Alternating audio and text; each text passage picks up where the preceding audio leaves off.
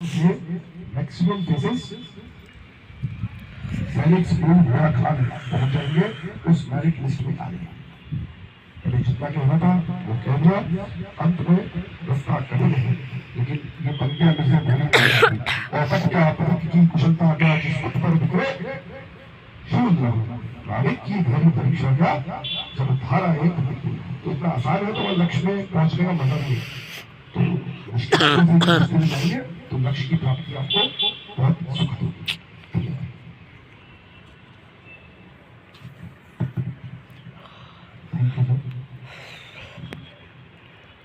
Good afternoon everyone. आवाज में दमखम नहीं है, आप लोगों को जोश नहीं है। एक बार फिर से गुड आफ्टरनून एवरीवन।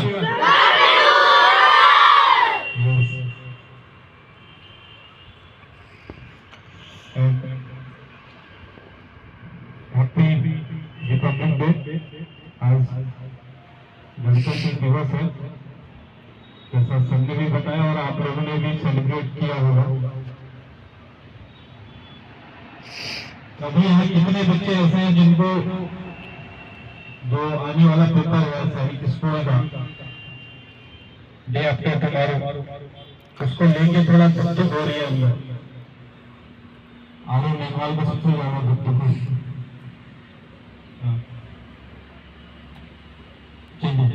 बहुत बढ़िया। कितने ऐसे हैं जिनको नहीं हो रही है? अभी कुछ ऐसे हैं जो दोनों में हाथ खड़े करना, हो रही है में भी, नहीं हो रही है। अब जब नहीं हो रही है में हाथ खड़े करना है, या तो इन्होंने बहुत अच्छी पढ़ाई कर ली है, या फिर कॉन्फिडेंट है कि इस बार 300 में से 300 या फिर 400 में से 400 आने हैं। ऐसी है? चलो बहुत बढ़िया। देखिए, जैसे सर ने भी कहा कि आप लोगों ने राउंड भी ये पढ़ा है, चाहे जहाँ पे आपने एडमिशन कभी भी लिया हो, उससे पहले भी आपने पढ़ा है खुद के एंड पे, या आपके पेरेंट्स ने भी थोड़ा थोड़ा सपोर्ट किया होगा, आपके और जो टीचर्स रहे होंगे उन्होंने भी आपको मदद की होगी। फिर यहाँ आपने एडमिशन लिया, किसी ने साल भर पढ़ा, कोई पिछले 2 साल से भी पढ़ रहा है, किसी ने 6 महीने, किसी ने 4 महीने, कोई अभी रिसेंटली भी आया होगा। कुछ का राउंड ईयर का परफॉर्मेंस बढ़िया रहा होगा, वो टॉप 10 रैंक में रहे होंगे यहाँ पे जितने भी टेस्ट हुए। कुछ कभी उस रैंक में रहे होंगे, कभी उसमें नहीं रहे होंगे, कुछ कभी भी उसके अंदर नहीं आए होंगे। लेकिन अब इस समय आप ये समझिए कि जो आने वाला एग्जाम है, पीछे जो भी हुआ वो जिसने जितना भी स्टडी करा उसको बेनिफिट करने वाला है, लेकिन फाइनल जो परफॉर्मेंस निकलने वाली है वो पेपर जो होगा उससे निकलने वाला है। तो जब भी आप पेपर देने बैठे हैं तो आपको अपने आप को एकदम कूल रखना है, पेपर देख के प्रेशराइज नहीं होना है, पेपर में क्वेश्चंस को अच्छे से पढ़ना है, फिर उनके जवाब देने हैं। कोशिश ये करनी है कि कम से कम टाइम आप क्वेश्चन को सॉल्व करने में लगे। सॉल्व करने में यहाँ पे अगर बात करूं तो मैथ्स थोड़ा बहुत रीजनिंग का पार्ट जाता है, बाकी अगर आपने रूल्स पढ़े हैं तो इंग्लिश में आप बहुत अच्छे से करते हैं। अगर आपने नॉन ग्रामर वाला पार्ट अच्छे से लर्न किया है तो आप उसका आंसर दे सकते हैं। जीके और साइंस में भी इसी तरीके से चीजें होती हैं, लेकिन ये आपको समझना होगा कि आपका जो पेपर है वो 6th के लिए जो अपेयर हो रहे हैं या 9th के लिए हो रहे हैं, उसमें 50% जो वेटेज है वो मैथ्स का है। 50% 6th क्लास में 150 मार्क्स का और 9th क्लास में 200 मार्क्स का। ये ओवरऑल अगर आप देखें तो out of 300 150 and out of 400 200। तो जो 50% वेटेज मैथ्स का है उसको आपने बहुत अच्छे से पकड़ के चलना है, क्योंकि एक तो उसमें जो क्वेश्चन होगा उसके मार्क्स ज्यादा होंगे। 6th क्लास में 3 मार्क्स का एक क्वेश्चन है, 9th वाली क्लास के लिए 4 मार्क्स का एक क्वेश्चन है। तो अगर एक क्वेश्चन मिस होता है तो 6th वाला 3 मार्क्स होता है और 9th वाला 4 मार्क्स को देता है। एट द सेम टाइम जो बाकी का पोर्शन है उसमें हर एक क्वेश्चन 2 मार्क्स का, 2 मार्क्स, तो उसमें एक क्वेश्चन का आपके 2 मार्क्स लॉस होते हैं। और अगर यहाँ पे 6th क्लास की अगर हम बात करें और 28 को पेपर देने के बाद, उस पेपर को टैली करने के बाद आप अपने आप को कॉन्फिडेंट तभी फील करेंगे जब आप मोर देन 270 मार्क्स ला रहे होंगे, यानी कि 90% मार्क्स। तो अगर 90% मार्क्स लाने हैं तो इसका मतलब आपके पास आउट ऑफ 300 30 मार्क्स से ज्यादा आप मिस नहीं कर सकते। तो 30 मार्क्स मिस करने का मतलब है, अगर आप अपना मैथ्स वाला पार्ट पूरा पकड़ के चलते हैं, अगर आप ये मान के चलते हैं कि मैथ्स के अलावा जो बाकी का 50% है, science, reasoning, English and GK या एसएसटी जो भी आप हैं उसको, तो उसमें अगर कुल मिला के 10 क्वेश्चन आपके गलत भी हो जाते हैं तो 20 मार्क्स आपके जाते हैं, यानी कि कभी भी आपके पास कितना मार्क्स रहेगा 280। और मैं मान के चल रहा हूँ 270, मैंने बोला 270 में आप ये मानिए कि आपका सिलेक्शन 100% हो रहा है। तो 10 मार्क्स का मार्जिन आपके पास अभी भी है, जो आप मैथ्स के लिए समझ सकते हैं कि अगर 2 से 3 क्वेश्चन आपके गलत हो जाते हैं तो फिर भी आप मोर देन 270 अटेन कर जाते हैं, तो आपका सिलेक्शन होगा। लेकिन आपको उसी तरीके से प्लान करना होगा अपने पेपर को। अभी आपने पढ़ाई की है, राउंड ईयर आपने पढ़ा है, इस बात का बिल्कुल भी टेंशन मत लीजिए कि वहां पे कैसे क्वेश्चन आएंगे। जैसे सर ने आपको गाइड करा कि आप पिछले 2, 3, 4 साल के पेपर्स को सॉल्व कर लीजिए, उससे आपको थोड़ा आइडिया भी हो जाएगा और आप इस बात को लेके थोड़ा कॉन्फिडेंट भी हो जाएंगे कि उसमें क्वेश्चंस का लेवल बहुत हाई फाई नहीं रहता, बहुत हार्ड क्वेश्चंस नहीं आते, क्वेश्चंस इजी आते हैं, अलग अलग तरीके से पूछे जाते हैं। अभी मुझे एक बच्चे का याद आता है कि उसने आरएमएस का पेपर भी निकाला 9th क्लास में, उसने सैनिक स्कूल का पेपर भी निकाला, उसके बाद 12th करते करते उसने एनडीए भी निकाला। अभी वो एनडीए में इस समय ट्रेनिंग कर रहा है और all over India 2nd rank उसका रहा था एनडीए के अंदर ऑल ओवर इंडिया। तो उस बच्चे ने जब 9th का पेपर दिया था तो उसके मैथ्स में आउट ऑफ 200 मार्क्स थे, यानी कि कोई भी मार्क्स मैथ्स के अंदर उसका मिस नहीं हुआ, यानी कि कोई भी क्वेश्चन उसका मैथ्स में गलत नहीं था। 200 में से 200 मार्क्स थे उसके, तो यानी कि उसने लीड ले ली मैथ्स में। तो ऐसे ही लीड मैथ्स, इंग्लिश, रीजनिंग में आप लोग लीजिए, क्योंकि मैथ्स, इंग्लिश, रीजनिंग में आप 100% जा सकते हैं। जीके या एसएसटी अगर हम गए तो उसमें कुछ पता नहीं रहता कि क्वेश्चन कौन सा है, किस तरीके से कहां से पूछेगा, तो उसमें आपके हो सकता है कुछ 2-4 क्वेश्चन गलत भी हो जाए, आपको ना भी आए, आपने नहीं पढ़े। लेकिन मैथ्स में अगर आपने सारे फॉर्मूले सीखे हैं, क्वेश्चन बनाने का तरीका अगर आपको आता है तो गलत नहीं हो सकता। रीजनिंग में अगर आपको समझ है तो रीजनिंग बहुत आसान है। इंग्लिश में अगर आपने रूल्स पढ़े हैं और आपने वोकैबुलरी को पढ़ा है तो फिर भी ऑलमोस्ट क्वेश्चन आप करेंगे, एक आध वोकैबुलरी का इधर उधर हो सकता है, लेकिन बाकी हो तो इतना मुश्किल नहीं है, आसान है, चाहे 6 के लिए चाहे 9 के लिए। लेकिन आपको उसी तरीके से प्लान रखना पड़ेगा, अपने नफ्स को कंट्रोल में रखना पड़ेगा।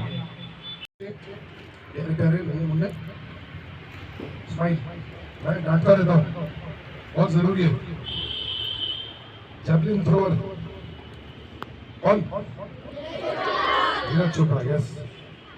तो वो जैवलिन दूर जाके गिरता है, ताकत से,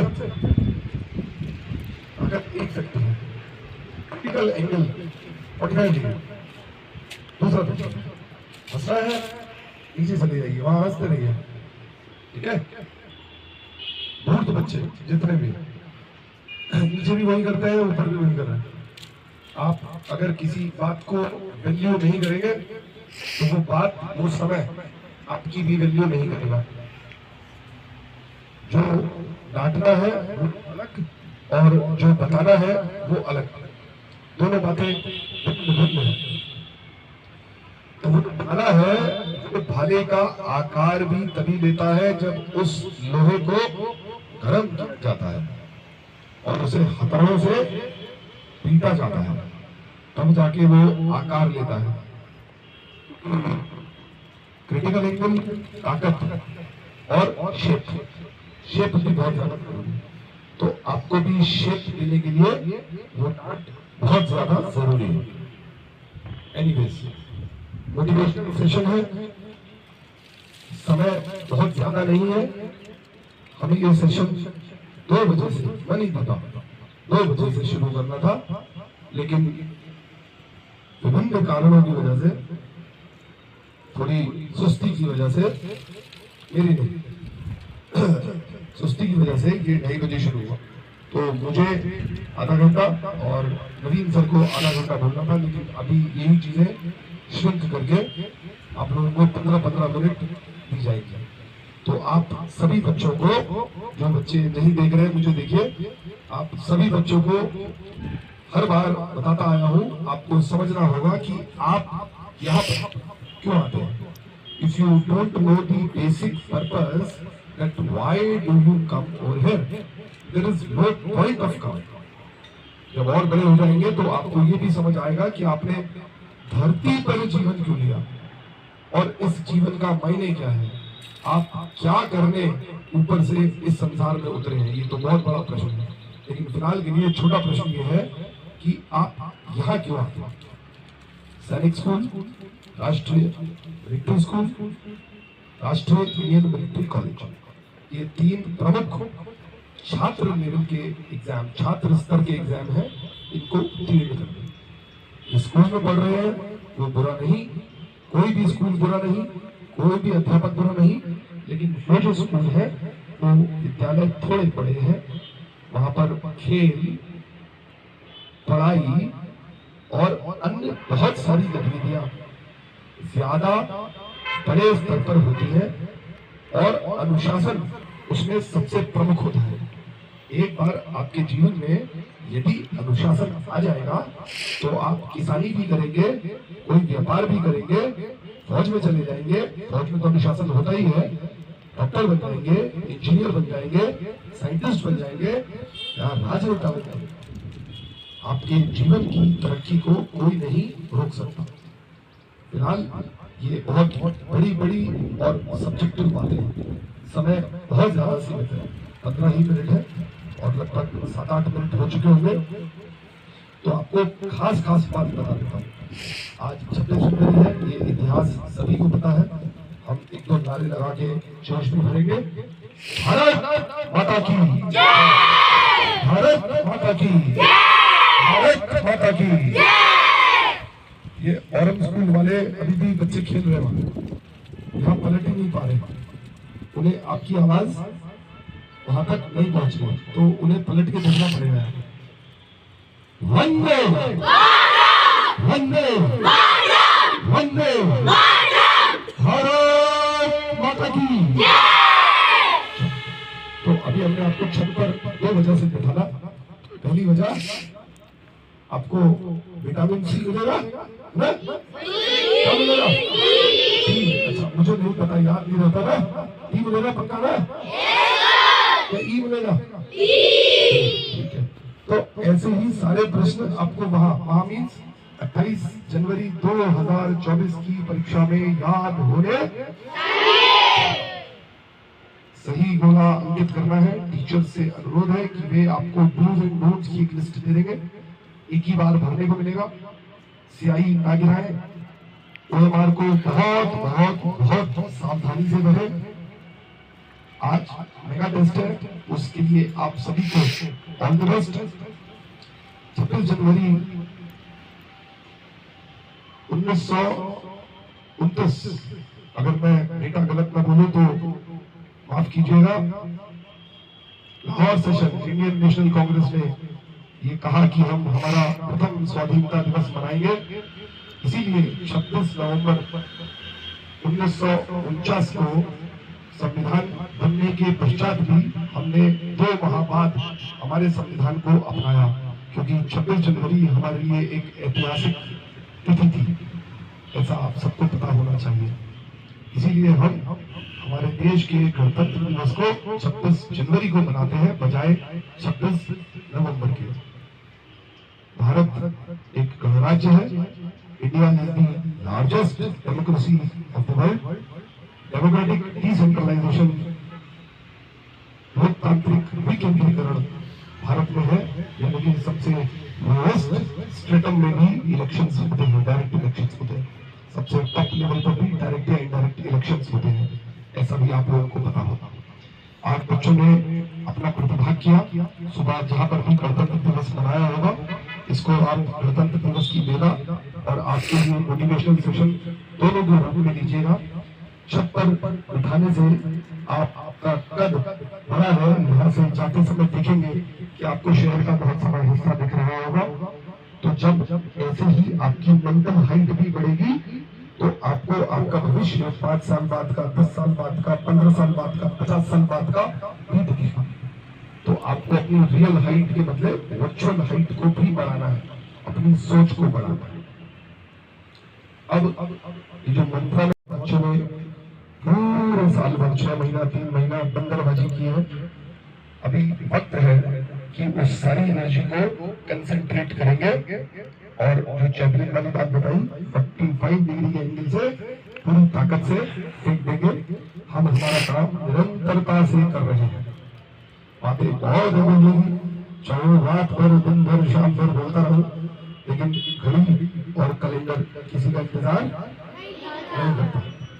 तो आज रात को एक, कल सुबह दो, कल रात को 3 और परसों सुबह 4। 5 कौन बोला? 5 हो गए क्या? 4। आप लोगों को सैनिक स्कूल के प्रैक्टिस पेपर, यदि आपके पास कोई किताब पुस्तक है तो अच्छी बात, नहीं है तो आज तुरंत यहाँ से जाते समय खरीद लीजिएगा। नेट से भी डाउनलोड कर सकते हैं, लेकिन वो फुल लेंथ पेपर आपने पहले किया हो ऐसा नहीं होना चाहिए।